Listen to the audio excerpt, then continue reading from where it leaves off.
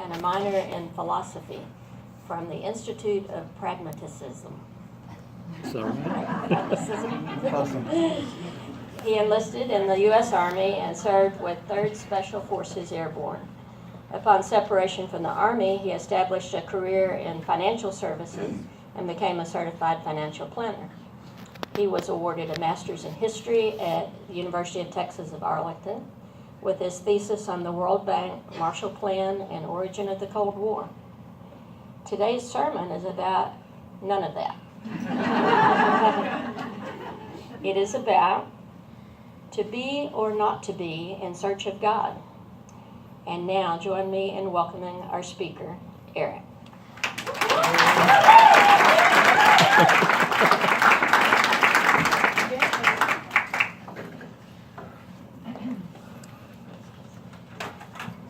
Let's see, a thumbs up from the tech guys there. Did I have that right?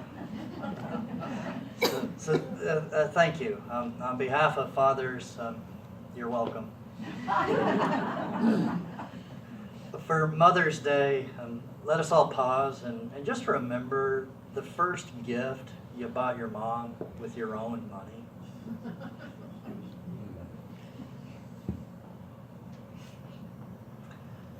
My folks really adored you guys, and I appreciate the motley crowd being on their best behavior, because even at the age of 46, it's nice when your parents can say, you know, I liked your friends.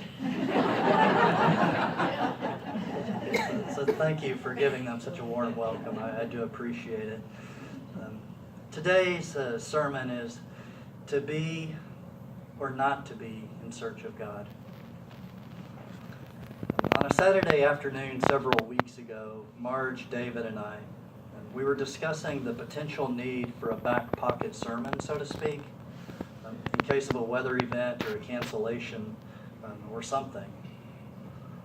If one is inclined to believe in the supernatural phenomena called a jinx, then so it would be. If you do not believe in jinxes, then call it Murphy's Law. But nonetheless, we had a cancellation. So here I am. I wrote Marge. I'm wrestling to compose a sermon based on the premise that humanism and spiritualism are a manifestation of a logical truth, if and only if they are considered within a mutual dependency, like yin and yang. Even Aristotle wrote about physics and metaphysics. If, as people who are self-professed in logic, you and I want to rely on faith, I might be able to have a sermon ready by May 12th. So here I am, to deliver a sermon that I've been brainstorming. So it goes. Together, let's paddle our canoe down a stream of consciousness and contemplate. To be or not to be. I would like to provide a definition for today's sermon. It may help understand what I'd like to try to say. I know that this definition is inaccurate or as accurate as a two-sided triangle, but bear with me. Understand that I'm not trying to define God. I'm trying to provide context for today's sermon. So here it goes. God represents the manifestation of all supernatural phenomena, belief, or spiritual explanations. This definition is neither intended to be precise nor absolute. Let us assume that God represents the manifestation of all supernatural phenomena, belief, or any spiritual explanation. What first struck me beyond Becky and Ruby's warm welcome when I walked through the doors at Pathways was to learn that this is a congregation of humanist and theist. If we accept the premise that the human mind's ability to reason is limited by its creator or by its creation of logic, then either way, there is either a God or there is not a God. As a young student in philosophy decades ago, I studied a bit of logic, and so it goes. There is either a God or not a God. That is a logical truth, which simply means that there is no circumstance in which that statement is false. It is logically true that if we assume there is a God, then there is a logical possibility that that statement is false. Furthermore, if we assume there is not a God, then there is a logical possibility that that statement is false. If we assume there is either a God or not a God, then that statement in its entirety is always logically true. When I was a theist, I questioned the authority that defined God. When I was an atheist, I questioned the authority that defined the scientific method. When I was agnostic, I questioned whether or not I could be a theist or an atheist. I fell into a quagmire of an intellectual despair. It all became a puzzle of words. I felt trapped in geometry, where all understanding rested on a few postulates that always begin by definition. So it goes. In my opinion, right or wrong, Kurt Vonnegut offers a moral compass. For those of us who may not know Kurt Vonnegut is worth knowing. As many of you probably know, his book, Slaughterhouse-Five, is not only in the canon of American literature, it was banned and burned in several states, which is also worth knowing. He introduced the book with the following. I looked through the Gideon Bible in my motel room for tales of great destruction. The sun was risen upon the earth when Lot entered into Zoar, I read. Then the Lord rained upon Sodom and upon Gomorrah brimstone and fire from the Lord out of heaven. And he overthrew those cities, all of the plain, and all the inhabitants of the cities, and that which grew upon the ground. So it goes. Those were vile people in both those cities, as is well known. The world was better off without them. And Lot's wife, of course, was told not to look back. But she did look back. And I love her for that. Because it was so human. So she was turned to a pillar of salt. So it goes. People aren't supposed to look back. I'm certainly not going to do it anymore. I've finished my war book now. The next one I write is going to be fun. This one is a failure, and it had to be, since it was written by a pillar of salt. It begins like this. Listen, Billy Pilgrim has come unstuck in time.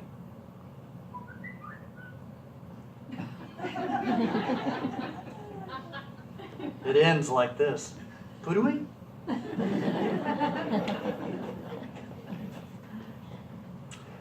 Kurt Vonnegut was a humanist. In his 1992 acceptance speech for the association's Humanist of the Year award, he said, quote, "A humanist perhaps was somebody who was crazy about human beings, who, like Will Rogers, had never met one he didn't like. That certainly did not describe me. It did describe my dog, though." He went on in his speech titled, "Why My Dog Is Not a Humanist," to explain why his dog was not, in fact, a humanist. He went on to explain the problems derived by humans and science. In short, torture and bombs. Fates worse than death.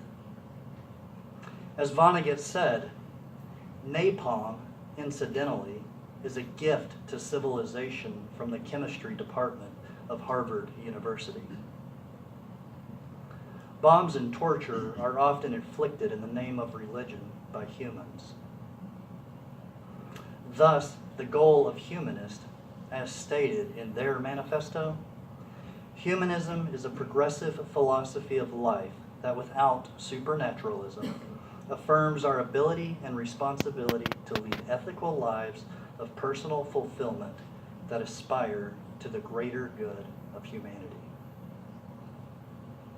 Without supernaturalism.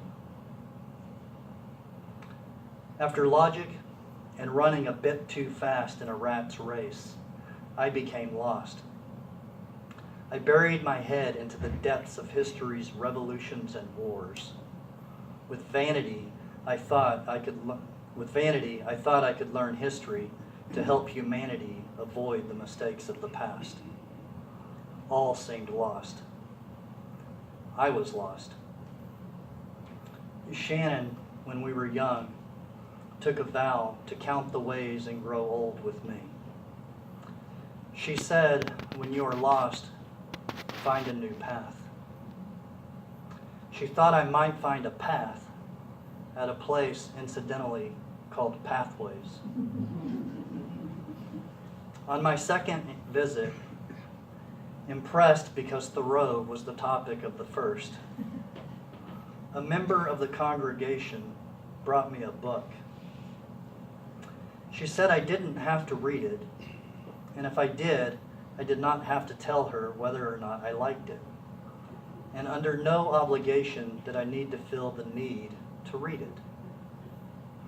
But after keeping it a while and considering it, would I be kind enough to give it back to her? So I read it. I found myself laying upon the grass on an August day of over 100 degrees. Winnie the Pooh. Tao. I read the Tao Te Ching for the second time when I was in basic training in the Army. I remembered Hermann Hesse describing a journey to the east where he too became lost and abandoned, which, if you do not know, is another book worth knowing, Journey to the East. I thought I knew Thoreau too, but what I needed was 100-acre wood. I needed Walden. There I was. I was not lost. I knew where I was. Where I was lost. What I knew was that I knew a lot. And it turned out Socrates was right. If you know a lot, you probably know nothing. Pooh said, "People say nothing is impossible, but I do nothing every day." When I was young, I read a lot of what I thought I would never be, which is lost. A song lyric inspired by Rikki Tikki Tavi from Kipling's The Jungle Book. People walk around, they don't know what they're doing. They've been lost so long, they don't know what they've been looking for. Well, I know what I'm looking for, but I just can't find it. I guess I gotta look inside myself some more. I used to listen to Donovan when I was young. In preparation for this sermon, I heard this song for the first time, since I heard it for the first time a long time ago. Let's take a canoe ride down a stream of consciousness. Reason is a creation of the human mind, and the human mind was created by, 'tis unknown. Without words, there can be no memory. Try to think of a moment without using a single word? Can you see images in your mind without the words to describe them? Do you have any memories from the first week of your life when you observed everything for the first time without words? Words are symbols. They represent something. Without the something a word represents, a word does not exist. What does a word without any meaning sound like? What is nothing? It is supposed that nothing is the absence of everything. What is everything? The sum of all things is everything. What is a thing? Are we trapped in rhetorical nonsense? Bear with me as I try to walk with you on an old familiar journey. A wiser person than me once said, everything written since Plato is really nothing more than a footnote. I want you to imagine that you cannot move. You are constrained from turning your head. You are immobile. You stare at a wall. Everything you know is on that wall. Everything you know, every piece of knowledge is on that wall. Every question you have is on that wall. Everything is written on that wall. One day you discover that you can turn your head. Suddenly you realize there are spaces in other directions without a wall. You look down the empty corridor. You turn your body and discover a fire. The warmth you felt on your back was heat from a fire. You discover the light was from that fire. You realize the words on the wall were shadows from the light. You realize a shadow caster gave you the images on that wall. You walk around. You walk down a corridor to discover an opening. For the first time, you discover you were in a cave. Everything you knew was in a cave. Everything you believed was from a shadow caster. Everything you thought was true is now false. You had everything, but now you are left with nothing. Nothing except an opportunity to walk out of the cave. Now what? Do you stay with everything or explore nothing? Do you remember the last time you thought of the allegory of the cave? Philosophers often ponder the physical and metaphysical, things of this world and things that are not of this world. Epistemology is the study of belief. Study requires words. Words are of this world. Let's explore a parable. It ends with a very familiar verse, one that shadow casters may have misinterpreted. Let's reopen an old book and journey into the familiar as we walk beyond the cave.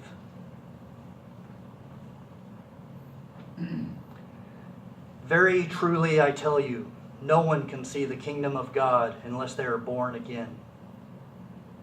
How can someone be born when they are old? Surely they cannot enter a second time into their mother's womb to be born. Very truly I tell you, no one can enter the kingdom of God unless they are born of water and of the Spirit. Flesh gives birth to flesh, but the Spirit gives birth to spirit. You should not be surprised at my saying, you must be born again. The wind blows wherever it pleases. You hear its sound, but you cannot tell where it comes from or where it is going. So it is with everyone born of the Spirit. How can this be? You are a teacher, and you do not understand these things. Very truly I tell you, we speak of what we know and we testify to what we have seen. But still, you people do not accept our testimony. I have spoken to you of earthly things, and you do not believe. How then will you believe if I speak of heavenly things? No one has ever gone into heaven except the one who came from heaven, the Son of Man. Just as an old man lifted up the snake in the wilderness, so the Son of Man must be lifted up, that everyone may have eternal life in him. The next verse is John 3:16.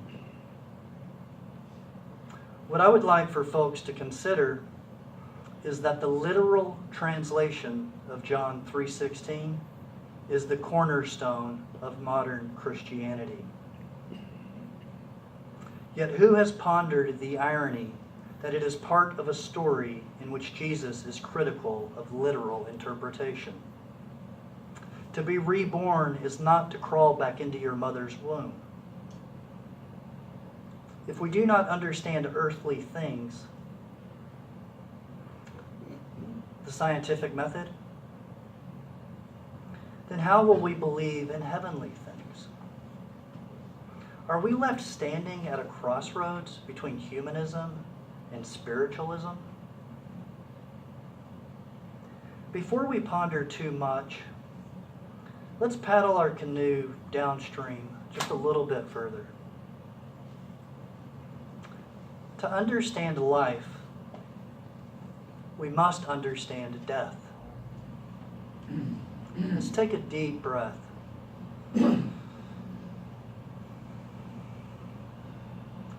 To be or not to be, that is the question.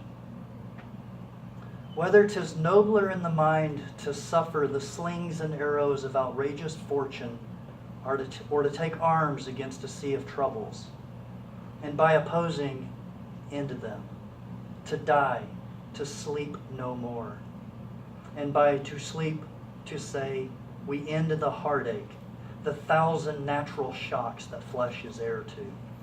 'Tis a consummation devoutly to be wished, to die, to sleep, perchance to dream. Ah, there's the rub. For in that sleep of death, what dreams may come? Who would fardels bear? To grunt and sweat under a weary life, but that the dread of something after death, the undiscovered country from whose bourne no traveler returns, it puzzles the will. It makes us rather bear those ills we have than fly to others that we know not of. If we don't understand the things of this earth, how can we understand the things not of this earth? We are certain that we will all die. Some believe there's life after death. Some do not. But everything on this earth is the sum of words. Words created by humans. Imagine you are standing on a ledge overlooking a horizon. The wind brushes against your skin. You cannot capture the wind nor bottle it. It is something in motion. We can ponder. Science will help understand it, but we cannot use the scientific method to reevaluate the wind that brushed upon our flesh when we last walked with a person we once loved. We cannot recreate that wind. But oh, how we can imagine it. Tears of joy from yesteryear's memory.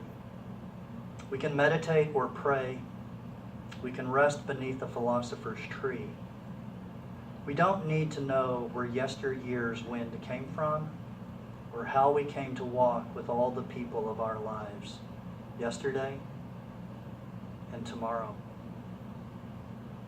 Let's try to imagine a world where we are not trapped in literal translations, nor worshipers of a shadow caster's wall. I may be right or I may be wrong, but I believe transcendentalism may be at the crossroads of humanism and spiritualism. The personification of nature may in fact be God. God is or isn't, with or without any of our beliefs. What we have is each other. What we have is each other on this earth. Kurt Vonnegut wrote, "Hello, babies. Welcome to Earth. It's hot in the summer and cold in the winter. It's round and wet and crowded. On the outside, babies, you've got 100 years here. There's only one rule that I know of, babies. God damn it, you've got to be kind." I find that the primary postulate of pathways is in fact a logical truth. There is either a God or there is not a God. I spent the first 46 years of my life trying to figure out which was true. Now I find peace sitting with humanists, going on my path, or pondering principled people. This is our community. We all need each other. Look around. Look at the people. Look at your people. Look at us. Look at our congregation, our church. Thank you for letting me be a small part of this great community. Let us smile. Let us remember happiness, whatever it is, seems to be when we know a little less and find common ground. As Donovan sang, happiness runs in a circular motion. Go in peace.